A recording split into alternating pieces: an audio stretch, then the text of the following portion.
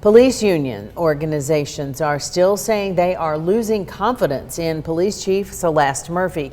It's more than 15 officers those organizations say were unjustly reassigned over sustained allegations of misrepresentation.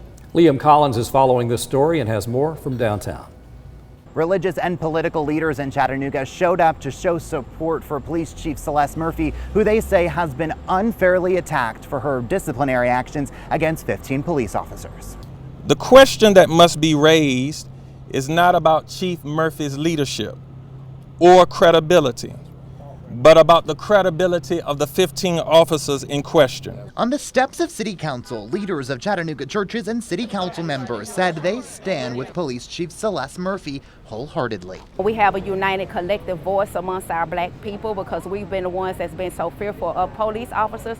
Over the last 2 weeks, Chief Murphy reassigned 15 officers over sustained misrepresentation accusations. Organizations representing those officers have said her actions have made them lose confidence in the chief. We have police officers that do a terrific job every day, but when we make mistakes, we have to be held accountable for them. In one example, one of these had been closed for 18 years. Brian Haas and Janie Varnell are representing 9 officers who are reassigned. The officers have a due process right in their job. They have property interests in their employment, and she can't come in and take away that on her own. The officers were reassigned after receiving Brady letters. It's a notification that the officers' actions of misrepresentation would disqualify them from testifying in court. Not being able to testify is, to me, that's a win for the black community because there's so many of us that get convicted on those statements.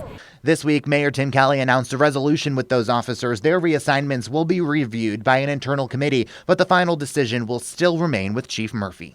Local 3 News has filed multiple public records requests to try to figure out who the officers were involved in this situation and what they did to be disciplined to begin with. We will tell you on air and online as soon as we find out that information. Reporting in Chattanooga, Liam Collins, Local 3 News.